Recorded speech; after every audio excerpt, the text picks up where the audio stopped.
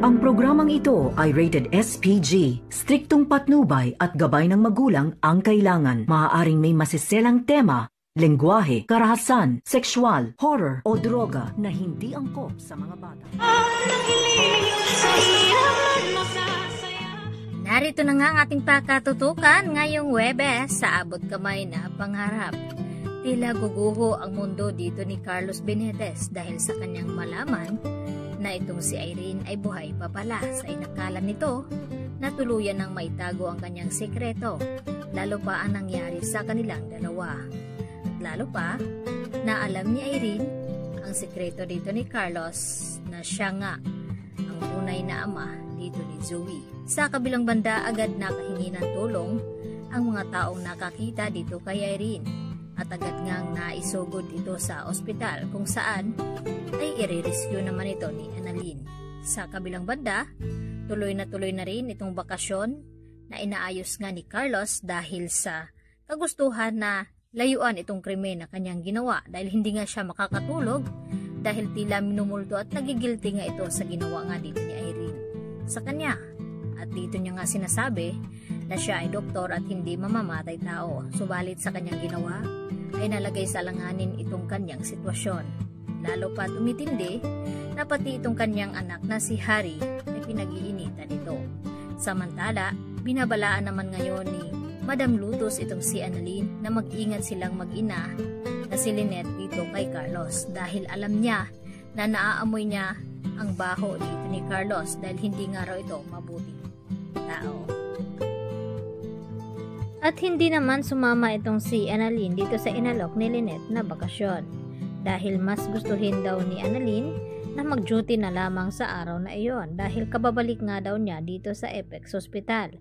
At ayaw naman na isipin dito ni Annalyn na masyado siyang pabaya at komportable dito nga sa Apex dahil mas importante na makatapos nga siya ng kanyang residency. At dito naman na humanga itong si Chang Susan sa kanyang apo dahil sa napakasipag daw nito. Samantala, nag-uumpisa na ngang mag-usisa itong si RJ sa tunay na pag-uugali dito ni Carlos dahil sa sinabi ni Irene na kanyang naaalala na hindi naman daw ito magsasalita tungkol sa ganon kung wala siyang nalalaman na sikreto dito.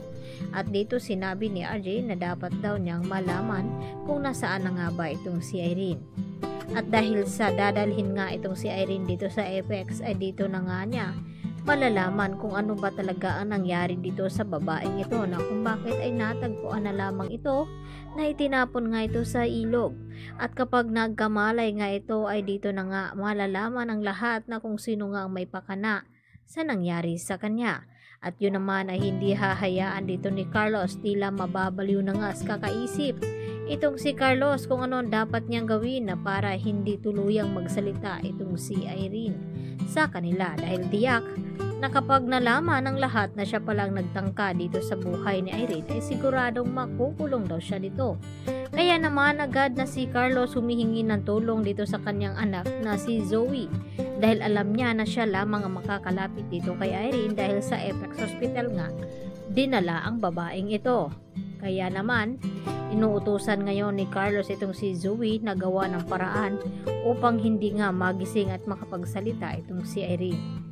Samantala, tila hindi rin naman sang-ayon itong si Justin sa mga plano ng kanyang ama na si Eric na pati itong si Annalyn ay kanyang idadamay sa kanyang paghihiganti dahil napakalayo ng pag-uugali nga raw dito ni Annalyn at Zoe at mabait nga daw ito sa kanya. At ang sagot naman ni Eric kay Justin na wala daw siyang pakialam na kahit anak pa sa labas itong si Annalyn dahil nanalalaytay pa rin sa kanya ang dugo ni Doc RJ bilang tanyag. Kaya yan ang ating pakatutukan at pakaabangan mamaya mga kapuso dahil mas titindi pa mga kaganapan dito sa abot kamay na pangarap. Yan lang po at marami pong salamat.